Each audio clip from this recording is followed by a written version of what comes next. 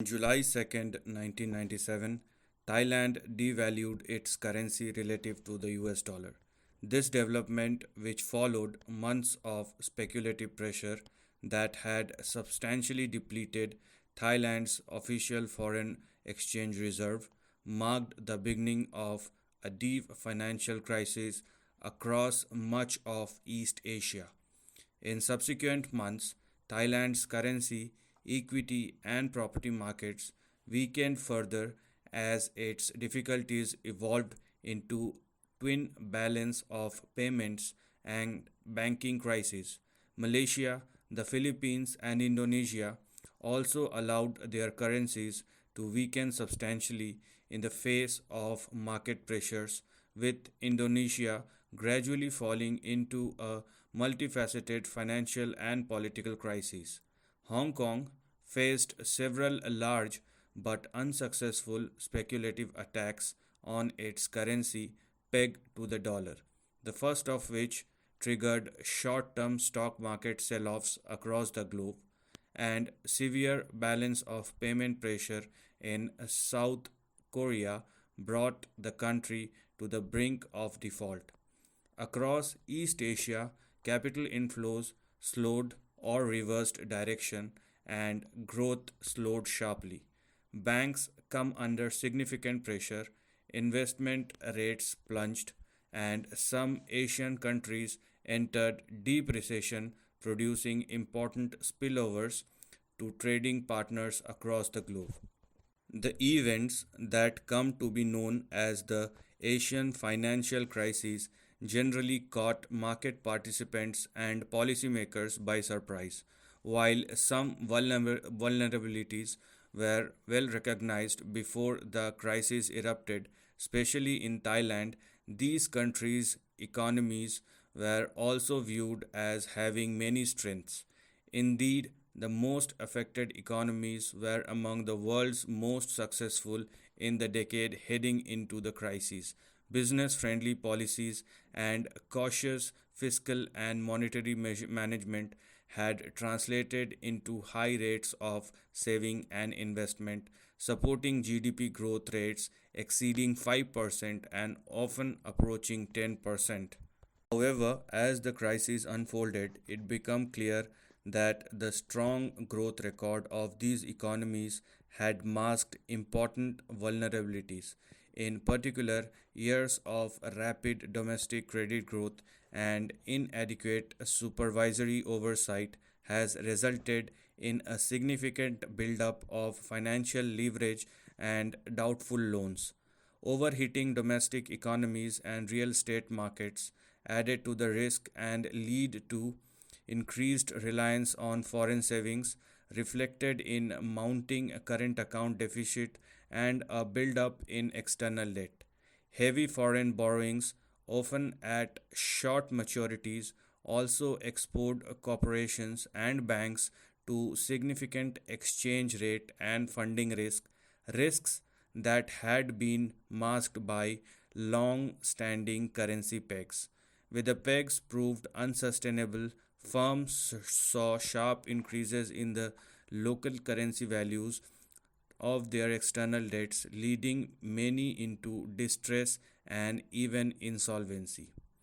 The unfolding crisis in Thailand illustrate how problems in the banking sector could lead to a pullback by foreign investors, setting off a spiral of depreciation, recession, and amplified banking sector weakness. The result was contagion, with foreign creditors pulling back from other countries in the region seen as having similar vulnerabilities.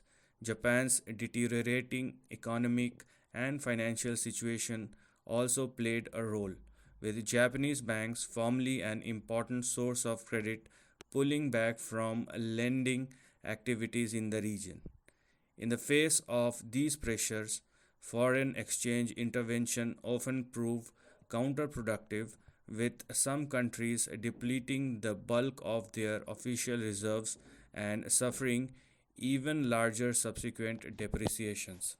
In response to the spreading crisis, the international community mobilized large loans totaling $118 billion for Thailand, Indonesia, and South Korea and took other actions to stabilize the most affected countries.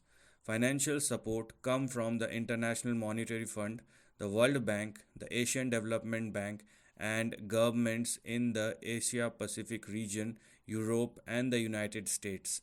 The basic strategy was to help the crisis country rebuild official reserve cushion and buy time for policy adjustment to restore confidence and stabilize economies while also minimizing lasting disruption to countries' relation with their external creditors.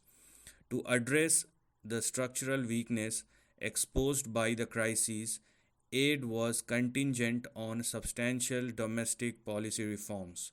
The mix of policy varied by country but generally included measures to deleverage, clean up, and strengthen weak financial systems and to improve the competitiveness and flexibility of their economies. On the macro side, countries hiked interest rates to help stabilize currencies and tightened fiscal policy to speed external adjustment and cover the cost of bank cleanups. However, over time, as the market began to stabilize, the macro policy mix evolved to include some loosening of fiscal and interest rate policy to support growth. The Federal Reserve played an active role in informing and supporting the US and global policy responses. Behind the scene, the Federal Reserve provided timely analysis of the underlying adjustment challenges and closely monitored the risk the crisis posed to US banks and the condition and funding profiles of Asian bank offices in the US, coordinating policy with other bank supervisors in the United States and internationally. The Fed also acted as an agent for the US Treasury, including by helping arrange a bridge loan for Thailand in the early stages of the crisis. Perhaps most visibly, the Federal Reserve played a catalytic role in an official sector effort to encourage banks to act in their collective self interest in helping South Korea avoid a disorderly default. Following a meeting on December 24th, 1997, hosted by the Federal Reserve Bank of New York, US Bank with the largest exposures to South Korean banks volat- voluntarily committed to roll over their short term loans and to work with South Korean authorities to restructure them into medium term loans. Similar meetings and other form of outreach took place in other G10 countries.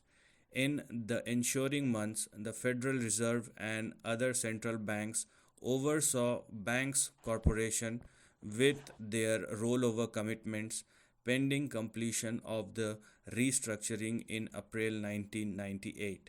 The combination of strong policy measures by the affected countries and external support from the international community ultimately contained the crisis and set the stage for a subsequent strong recovery. For the United States, the adverse direct trade impact resulting from the Asian crisis proved manageable and was partly offset by some other more positive spillovers, including reduced inflation pressures and lower bond yields. The adverse fallout for some other countries was more substantial. In particular, a number of emerging market economies in Latin America and Eastern Europe, including Brazil and Russia, faced significant balance of payments pressure in 1998, reflecting spillovers from Asia crisis as well as homegrown vulnerabilities, some of which were quite different from those at the heart of Asia's crisis.